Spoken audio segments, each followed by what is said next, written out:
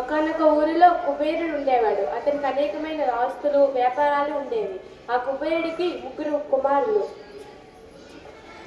ఏమంటే మన పిల్లలు పెరిగి పెద్దవారు అయ్యారు. మనకున్న ఈ ఆస్తులు వ్యాపారాలు సామర్థ్యవంతంగా నడిపే సామర్థ్యం మన 3 పిల్లల్లో ఎవరికి ఉంది అని ఎప్పుడైనా ఆలోచించారా? నిజమే, నేను ఎప్పుడు ఆలోచించలేదు. దీనికి నా దగ్గర ఒక పరిష్కారం ఉంది. ఏమిటది? పిల్లలకు తెలియకుండా ఒక పరీక్ష పెడతాను. ఈ పరీక్షలో ఎవరు ఎంత తెలివైన వాళ్ళో తెలుస్తుంది. సరేనండి. నాన్న, రవి, రమేష్, గణేష్ ఇలా రండి.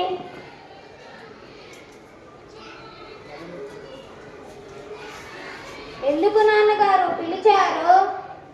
ఈ 50 రూపాయలు తీసుకోండి. ఎందుకు నాన్నగారు 50 రూపాయలు ఇచ్చారు? 50 రూపాయలు తీసుకువెళ్ళి మీకు నచ్చిన పని చేయండి, లేదా ఏదో ఒక మంచి పని చేయండి. అలాగే నాన్నగారు.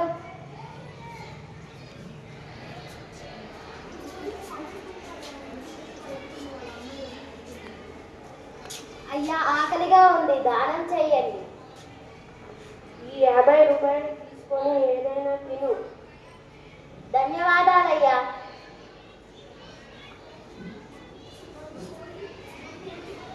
దేవుడా, అందరూ సంతోషంగా ఉండాలి. పూజారి గారు, ఈ 50 రూపాయలు తీసుకొని అందరూ సంతోషంగా ఉండాలని పూజ చేయండి. ఏమైనా వెళ్ళిరా.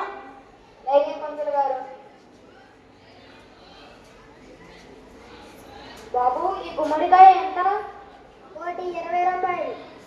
గుమ్మడికాయకి 50 రూపాయలకి ఇస్తావా? సరే, ఇస్తాను, తీసుకో. భక్తులారా రండి, ఈ రోజు చాలా మంచి రోజు. ఈ గుమ్మడికాయలను వండి దేవునికి ప్రసాదంగా పెడితే చాలా మంచిది. బాబు, ఆ గుమ్మడికాయ ఎంత? ఒక గుమ్మడికాయ 50 రూపాయలు. సరే, నాకు 3 గుమ్మడికాయలు ఇవ్వు. తీసుకో.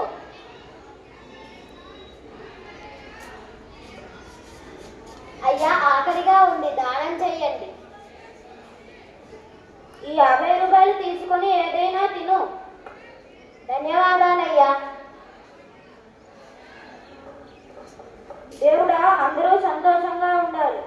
పంతులు గారు, ఈ 50 రూపాయలు తీసుకొని అందరూ సంతోషంగా ఉండాలని అర్చన చేయండి. ఇంకేమైనా వెళ్ళిరా. అలాగే పంతులు గారు.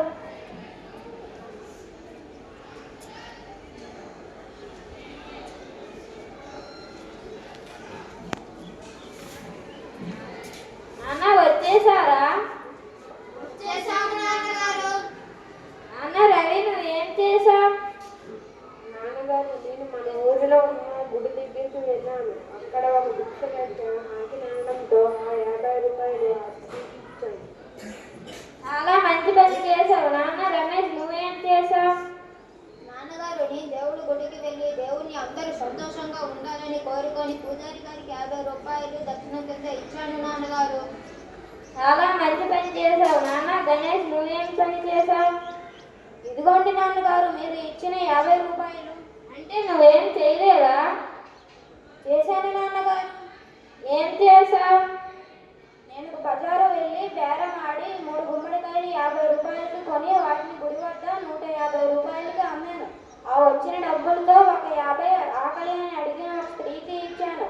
రెండో 50 అందరూ సంతోషంగా ఉండాలని మొక్కుకొని ఆ పంతులు గారికి 50 రూపాయలు ఇచ్చి పూజ చేయమన్నాను. మిగిలిన 50 రూపాయలు మీకు ఇచ్చాను నాన్నగారు. చాలా మంచిది. ఎందుకు ఇలా చేశావు? నాన్నగారు, డబ్బులని ఎప్పుడు పొదుపుగా వాడాలి. మన దగ్గర ఉన్నది అంతా ఇస్తే తర్వాత మనం ఇబ్బంది పడతాము. అందుకే ఇలాంటి పని చేశాను నాన్నగారు. ఇక నుంచి మన వ్యాపారాలు నువ్వే శ్రద్ధగా చూసుకోవాలి. అలాగే నాన్నగారు.